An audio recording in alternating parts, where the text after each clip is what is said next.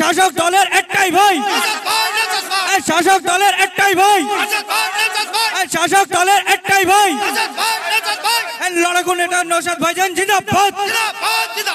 নওশাদ ভাইজান আপনাকে জানাই স্বাগতম, নওশাদ ভাইজান আপনাকে জানাই স্বাগতম। বাংলার একমাত্র বিরোধী বিধায়ক নওশাদ ভাইজান স্বাগতম। আইএসএফ আইএসএফ আইএসএফ জিন্দাবাদ। ইনকিলাব আপনাদের সাথে যারা বেঈমানি করলো, দ্বিচারিতা করেছে, এর জবাব দিতে হবে কি হবে না? একটু আওয়াজ দিয়ে বলুন, একটু হাত তুলে দেখান, হাত তুলে দেখান। 2026 হাতটা তুলে রাখুন। 2026 নির্বাচন আসছে। মমতা ব্যানার্জিকে এই মাদ্রাসা মসজিদ ঈদগাহ নিয়ে যখন আন্দোলনের কথা বলেছিলাম, তখন দিল্লির যাওয়ার নিদান দিয়েছে। 2026 আসছে, আমরা কোথায় যাওয়ার নিদান দেব? আমরা এখন কোথায় যাওয়ার নিদান দেব? এই দূরে যারা আছেন, কোথায় যাওয়ার নিদান দেব? দিল্লিতে যাওয়ার নিদান দেব তো নাকি? আমরা যখন মাদ্রাসা বাঁচানোর কথা ভাবছিলাম, মসজিদ বাঁচানোর কথা ভাবছিলাম, আপনারা এখানটা এত ভিড় করে আছেন কি জন্য? মুসা উপরে চলে আসো, তুমি উপরে আসো, ওখানে ভিড় করে আছো কেন? এখানে এইখানটা বলেছিলাম পুরো ফ্রি জোন রাখার জন্য। বসো, এখানে বসো। ভলেন্টিয়ার বেশি জাম করে ফেলছে তো। আমরা যখন মাদ্রাসা মসজিদ বাঁচানোর ভাবছিলাম, মমতা ব্যানার্জি তখন আমাদের কি বলেছে? দিল্লি গিয়ে আন্দোলন করো। কত বড় মিথ্যুক বলুন তো এই দল। এরা আপনাকে আমাকে বলছে এটা দিল্লি থেকে পাস হয়েছে, দিল্লি গিয়ে আন্দোলন করো। এসআইআর যে হবে আমাদের রাজ্য, এটা কোথা থেকে বলা হয়েছে? ইলেকশন কমিশন অফ ইন্ডিয়া বলেছেন তার সদর দপ্তর কোথায়? দিল্লিতে। তাহলে এসআইআর এর বিরুদ্ধে আন্দোলন করতে তৃণমূলের কোথায় যাওয়া দরকার ছিল? হ্যাঁ বলুন। তা করেনি, এরা এখানেই করছে। কিন্তু আপনার মসজিদের বাঁচানোর আন্দোলন আপনি করতে গেলে দিল্লি যাওয়ার নিধান দিচ্ছে। তবে এই তৃণমূলের আমলে শুধু মসজিদের জায়গা অসুরক্ষিত নয়, একটু খোঁজ নিয়ে দেখুন আমার হিন্দু সমাজের ভাইদেরকে, বাপেদেরকে, মায়েদেরকে। এই তৃণমূলের আমলে দেবদেবীর নামে যে উৎসর্গকৃত যে সম্পত্তি আছে, এই তৃণমূল লুট করে খাচ্ছে। ঠিক যে ধরনের ফিরহাদ হাকিম সাহেব ওয়াকফ সম্পত্তি চোর, মন্ত্রীর নাম কি গো? জোরে বলুন। ওয়াকফ সম্পত্তি লুটে খাচ্ছে, যেভাবে ফিরহাদ হাকিম সাহেবের অভিযোগ আছে, খোঁজ নিয়ে দেখবেন দেবদেবীর নামে যে সম্পত্তি উৎসর্গ করেছিল, সেটাও এই তৃণমূলের আমলে লুট করে খাচ্ছে এই তৃণমূলের নেতারা। খোঁজ নিয়ে দেখুন আপনারা, যে জাহের থানের সম্পত্তি, গরম থানের সম্পত্তি, গুরুদুয়ারার সম্পত্তি, গির্জার সম্পত্তি এই তৃণমূলের আমলে লুট হয়ে যাচ্ছে। তাই বন্ধু জাগ্রত হতে হবে। শুধু মসজিদের জায়গা বাঁচানোর লড়াই নয়, মন্দিরের জায়গাও আমাদের বাঁচাতে লড়াই করতে আসতে হবে। ঈদগার জায়গা বাঁচাতে লড়াই করতে আসতে হবে। দেবদেবীর নামে যে সম্পত্তি উৎসর্গ করেছে, সেইগুলো উদ্ধারের লড়াই আমাদেরকে করতে হবে। জাহের থানের সম্পত্তি, গরম থানের সম্পত্তি, গির্জার সম্পত্তি, গুরুদুয়ারার সম্পত্তি যেগুলো লুট হয়ে গিয়েছে, আগামী দিনে আমরা ক্ষমতায় আসলে সম্পত্তি উদ্ধার করে গির্জার সম্পত্তি গির্জাকে বুঝিয়ে দেব। আপনার গরম থান, জাহের থানের সম্পত্তি তাদেরকে বুঝিয়ে দেব। দেবদেবীর নামে যে সম্পত্তি আছে, সেইগুলো উদ্ধার করে তাদের সেবায়েতের হাতে তুলে দেব। ওয়াকফ যে সম্পত্তি আছে, সেগুলোকে উদ্ধার করে মোতোয়াল্লি ওয়াকফ বোর্ডের হাতে তুলে দেব। না শুধু মসজিদের জায়গার জন্য লড়াই করবেন কি গো? হ্যাঁ, প্রত্যেকটা ধর্মস্থানের সম্পত্তি উদ্ধারের লড়াই আমরা একসাথে করব তো নাকি? আমাদের মধ্যে এটা ভাগ করার চেষ্টা করছে, আমরা ওরা করার চেষ্টা করছে। এখানে একটা স্কুলের নাম লেখা আছে দেখুন, কেন্দুয়া এফপি স্কুল। আমাদের মধ্যে আমরা ওরা করে কি হচ্ছে জানেন? একটু কালকে খোঁজ নিয়ে নেবে। আগামীকাল শুক্রবার একটু স্কুল খোলা থাকবে। কবে স্কুল বন্ধ খোলা থাকে সেটাই এখন দুষ্কর। সবসময় স্কুল বন্ধ।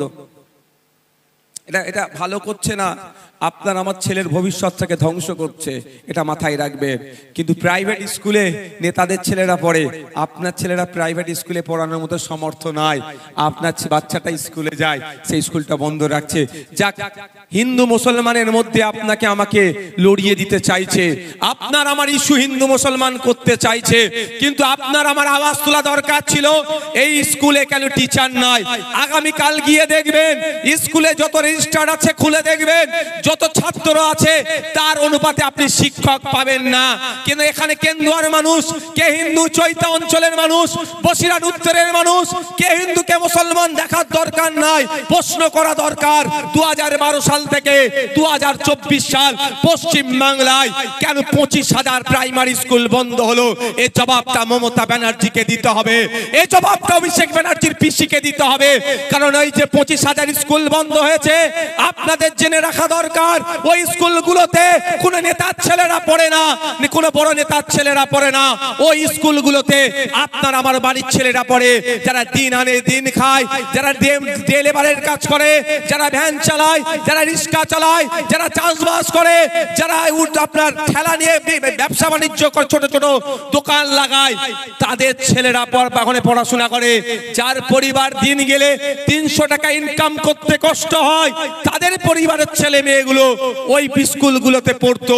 আর রাজ্য সরকার সুকৌশলে শিক্ষিত হতে আমাদের পিছিয়ে বর্গের ছেলেদেরকে না দেয়, সেই প্ল্যান পরিকল্পনা করে 25,000 স্কুল বন্ধ করে দিয়েছে। ওর ইফেক্ট কার উপরে পড়বে ভাই? তখন কি দেখে বলবে নাকি কে হিন্দু কে মুসলমান? দেখে বলবে? আচ্ছা বলুন, যারা ভ্যান চালায় কি হিন্দু কে মুসলমান আমরা কোনোদিন ভাগ করেছি? কৃষকের মধ্যে হিন্দু মুসলমান ভাগ করেছি? দিন আনে দিন খাই যিনি, তাদের মধ্যে আমরা হিন্দু মুসলমান ভাগ করেছি?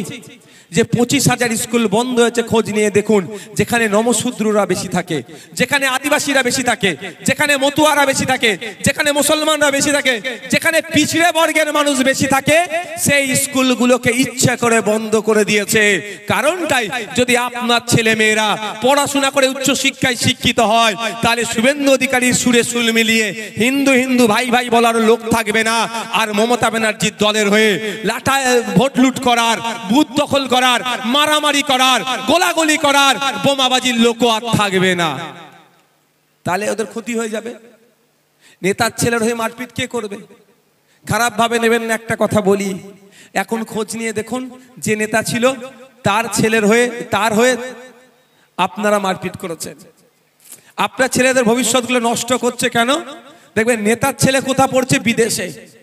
আমাদের বর্তমান যিনি বিদেশ মন্ত্রী আছে এস জয়শঙ্করজি, তার ছেলে কোথা পড়াশোনা করে খোঁজ নিয়ে দেখুন, এখানে নাই, বিদেশে। আর ওই জয়শঙ্করজিকে যারা ক্ষমতায় নিয়ে এসেছে, যাদের ছেলেরা প্রাইমারি স্কুলে গেলে স্কুল আর শিক্ষা দেওয়ার জায়গা নেই, মিড ডে মিল খাওয়ার ঘরে চলে আসো। 1 লক্ষ স্কুল সারা দেশে বন্ধ হয়ে গিয়েছে বিজেপির আমলে। মায়েদেরকে আওয়াজ তুলতে হবে, লক্ষ্মীর ভান্ডার পরে হবে, 10 লাখ 12 লাখ টাকার বিনিময়ে চাকরি নয়, 330 টাকা ফর্ম ফিল আপ করে মেধার ভিত্তিতে চাকরির ব্যবস্থা হবে। সে হিন্দু চাকরি পাক, মুসলমান চাকরি পাক, দলিত চাকরি পাক, আদিবাসী চাকরি পাক, দেখার দরকার নাই। মায়েদেরকে আওয়াজ তুলতে হবে, 1000-1200 টাকা পরে হবে। যত মদের দোকান পশ্চিম বাংলায় আছে সব দোকান বন্ধ করতে হবে। মায়েদেরকে আওয়াজ তুলতে হবে, 1000-1200 টাকা পরে হবে। 1000-1200 টাকার গল্প রাখুন। স্কুল যে 25,000 পশ্চিম বাংলায় বন্ধ করেছেন, সেটা খোলার ব্যবস্থা করুন। মায়েদেরকে আওয়াজ তুলতে হবে, 1000-1200 টাকার গল্প পড়ে হবে। এলাকায় সম্প্রীতি বিনষ্ট করার জন্য শুভেন্দু অধিকারী যেভাবে হিন্দু মুসলমানের বিভেদ লাগানোর জন্য বক্তব্য দিয়ে বেড়াচ্ছে, ওই বাটাটাকে ধরে আগে ছেলের মধ্যে ভরাও। তাই তো নাকি? মা আপনাকে 1000-1200 দিচ্ছে, আপনার ছেলেটা যখন স্কুলে যাচ্ছে মিড ডে মিল খেয়ে বাড়ি চলে আসছে। আমি যদি মিথ্যে কথা বলি, আজকে বাড়িতে যাবেন, যে বাচ্চাগুলো বাড়িতে আছে ক্লাস 4 এর বাচ্চাকে ডাকবেন, অঙ্কের বইটা খুলে দেবেন, অনুশীলন 1 এর 1 নম্বর অনুশীলনের অঙ্কটা করতে দেবেন। আমি এখানে বলে যাচ্ছি, আমি যদি ভুল বলি, দ্বিতীয়বার আমি বসিরহাটের জমিনে এসে মানুষের কাছ থেকে ভোট চাইবো না, মানুষের স্টেজের সামনে দাঁড়িয়ে কথা বলবো না। 100টা বাচ্চাকে ট্রাই করে দেখুন, 90টা বাচ্চা এই অনুশীলন 1 এর অঙ্কটাও করতে পারবে না। সেই বাচ্চাগুলো কারা? মা আপনার বাচ্চা, আমার ভাই, আমার ভাইপো। মা আপনার হাতে 1000 টাকা দিচ্ছে, আপনার ছেলের ভবিষ্যৎ ধ্বংস করে দিচ্ছে। তা বলে বলছি না যে আপনি 1000 টাকা নেবেন না। আমি মনে করি 1000 টাকায় একটা সংসার চলবে না, মায়েদেরকে 5000 টাকার ব্যবস্থা করতে হবে। কিন্তু সাথে সাথে শিক্ষার পরিকাঠামো ফিরিয়ে নিয়ে আসতে হবে। মায়েরাও সমাজের জন্য দিতে প্রস্তুত, রাজ্যের জন্য তারাও কন্ট্রিবিউশন করবে, তারও জায়গা রাখতে হবে। তাই আপনাদের বলবো, আপনার বাড়ির মহিলা সদস্যরা 1000 টাকা পাচ্ছে, বিতর্কে আমি যাব না, আমি ছাড়ার পক্ষও নয়, কিন্তু এতটুকুই বলবো সাথে সাথে আওয়াজ তুলতে হবে। আপনি কষ্ট করে চাষবাসের কাজ করেন, ভ্যান চালান, ডে লেবার, দিন আনে দিন খান, রং মিস্ত্রি, বিভিন্ন কর্মকাণ্ডের সাথে যুক্ত, মাথার ঘাম পায়ে ফেলে আপনার ছেলেটাকে উচ্চ শিক্ষায় শিক্ষিত করলেন। আপনার ছেলের মেধা আছে, রিটেন পরীক্ষায় পাস করলো, ভাইভাতেও যে কোশ্চেন করেছে সঠিক উত্তর দেওয়ার পরে আপনার ছেলের আপনার চাকরিতে নাম আসলো না। বড় লোকের দামাল ছেলে যে পড়াশোনায় অজ্ঞ, যুক্ত অক্ষর বানান করতে পারে না, সে 15 লাখ টাকা দিচ্ছে, তার ছেলের চাকরি হয়ে যাচ্ছে। আর মা বাপ আপনার বাড়ির মহিলাটাকে 1000 টাকা দিয়ে ভুলিয়ে রেখে দিয়েছে। তাই আওয়াজ তুলতে হবে, লক্ষ্মীর ভান্ডার পরে হবে, এই দুর্নীতি মুক্ত চাকরির ব্যবস্থা করতে হবে। ইন্টারভিউর মর্ম যখন হবে তখন লাইভ টেলিকাস্ট হোক, কার ছেলে কোটার প্রশ্নর কি উত্তর দিয়েছে লাইভ সবাই দেখতে পাবে। আপনার ছেলে যদি মেধা থাকে ওই লড়ে আসবে, আর যার ছেলের মেধা নেই টাকা দিয়ে সব চাকরি পাবে না। এই ব্যবস্থার দাবি আপনাদের তুলতে হবে। অন্যথায় 1000 টাকা দিয়ে ভুলিয়ে দিল, আর আপনার ছেলের চাকরিটা ওরা আবার 15 লক্ষ টাকায় বিক্রি করে দিল। কোনটা চাই আপনার? আপনার ছেলের চাকরি দরকার না 15 লক্ষ টাকার আপনার ছেলের চাকরিটা বিক্রি করে দেবে? বলুন। এখানে যারা আছেন ছেলের চাকরির জন্য 15 লক্ষ টাকা দেওয়ার মতো সামর্থ্য আছে? ও মায়েরা আছে নাকি গো?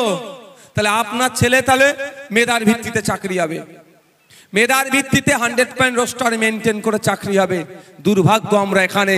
আমার বলার বক্তব্য এটাই, আপনার বাপ দাদুরা ও এখন বর্তমানে যারা নেতা আছে তাদের বাপ দাদুর হয়ে লাঠিয়াল বাহিনী ছিল, মারামারি করেছিল, বুথ দখল করেছিল। কেউ শ্মশানে গেছে, কে কবরস্থানে গেছে, ধ্বংস হয়ে গেছে, কেউ কি বলে মারা গেছে, আর কেউ জেল খেটে ধ্বংস হয়েছে। এখন আপনাদেরকে বর্তমান নেতাদের লাঠিয়াল বাহিনী হিসাবে রাখতে চাইছে। আর ভবিষ্যৎ প্রজন্মের কথা ভেবে নেতারা তাদের ছেলেগুলোকে বিদেশের নামি দামি ইউনিভার্সিটিতে পড়িয়ে নিয়ে আসবে, আর আপনার ছেলেগুলোর এলাকায় স্কুলগুলোকে বন্ধ করে মূর্খ করে রাখবে।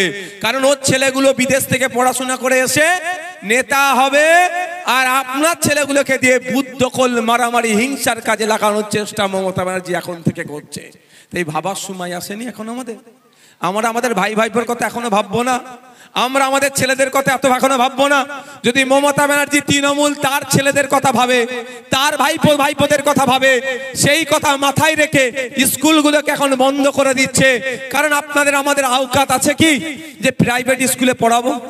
একটা ভালো প্রাইভেট স্কুলে পড়াতে গেলে মাস গেলে কম করে 2000 টাকা খরচ আছে। আপনার বাড়িতে দুটো সন্তানই আমি ধরছি, তাহলে মাস গেলে 4000 টাকা আপনাকে খরচ করতে হবে। আপনি যদি কৃষক, আমি আপনাকে তথ্য দিয়ে বলে যাচ্ছি, মাস গেলে আপনি 8000 টাকা ইনকাম করতে পারেন না। যারা কৃষক আছেন আমি তথ্য দিয়ে বলছি, মাস গেলে আপনি 8000 টাকা ইনকাম করতে পারেন না। আপনি মাস গেলে যদি 8000 টাকা না ইনকাম করেন, তাহলে 4000 টাকা দিয়ে দুটো বাচ্চাকে কি করে পড়াবেন? তারপরে খাওয়া দাওয়া আছে, অসুস্থ আছে, ওষুধ আছে, আরো সঞ্চয় করার তাহলে কিছুই থাকছে না। আপনার ছেলেটা আর উচ্চ শিক্ষায় শিক্ষিত হতে পারবে না, কারণ বুনিয়াদী শিক্ষাটা যেখান থেকে পাই সেটাই ধ্বংস করে দিচ্ছে পরিকল্পনা করে এই মমতা ব্যানার্জি। তাই মায়েদের বলবো, অনেক সংখ্যক মায়েরা এসে উপস্থিত হয়েছেন, লক্ষ্মীর ভান্ডার 1000 টাকা দিচ্ছে, 1200 টাকা দিচ্ছে, প্রশ্ন নয়। আগে মায়েদেরকে আওয়াজ তুলতে হবে। এই কেন্দুয়ায় যে প্রাইমারি স্কুলটা আছে, উপযুক্ত শিক্ষার পরিকাঠামো আনতে হবে, যত ছাত্র আছে তার অনুপাতে শিক্ষা দিতে হবে। আপনারা অবাক হবেন, ফেক এসটিএসসি সার্টিফিকেটের রমরমা। যে আসল দলিত, আসল আদিবাসী তারা চাকরি পাচ্ছে না, তাদের কোটাতে যারা দলিত আদিবাসী নয় তারা চাকরি করে নিচ্ছে। তাই ইন্ডিয়ান সেকুলার ফ্রন্ট বলছে মমতা ব্যানার্জিকে যে আপনার সরকার চলছে না, এটা সার্কাস চলছে। সারা পশ্চিম বাংলাতে 1 কোটি আদিবাসী নয়, এইদিকে 1.5 কোটি আদিবাসী এসটি সার্টিফিকেট ইস্যু হয়ে গেছে। অর্থাৎ 50 লক্ষের অধিক নন আদিবাসীরা আদিবাসীদের কোটায় চাকরি নেওয়ার চেষ্টা করছে। এই করে আদিবাসীদের উন্নয়ন হয় না। কিন্তু আদিবাসী মায়েদেরকে মাস গেলে 1200 টাকা তাদের হাতে ধরিয়ে দিচ্ছে। তাদের ছেলের কোটাই যে চাকরি, এই রাজ্য সরকার, এই মমতা ব্যানার্জি, এই চোর, জমি চোর, ওয়াকফ সম্পত্তি চোর ফিরাদ হাকিমরা লুট করে নিয়ে নিচ্ছে। আমাদের লড়াইটা কোন জায়গায় বুঝতে পেরেছেন? আমাদের লড়াইটা হচ্ছে যার আদিবাসীর যে চাকরি পাওয়ার দরকার সে আদিবাসীকে যে চাকরিটা বুঝিয়ে দিতে হবে, যে প্রকৃত দলিত তাকে তার চাকরিটা বুঝিয়ে দিতে হবে। আর সর্ব একটা এই সময়ের মধ্যে মমতা ব্যানার্জি প্রতিনিয়ত আপনাদেরকে একটা করে উপহার দিয়ে যাচ্ছে। আপনারা মানে যারা এখানে সংখ্যাগরিষ্ঠ মুসলমান, এই মধ্যে যারা বেশি সংখ্যা আছে তারা তো মুসলমান, নন মুসলিম বাইরে এখানে আছে, মুসলমানদেরকে উপহার দিয়েছে কি? OBC certificate.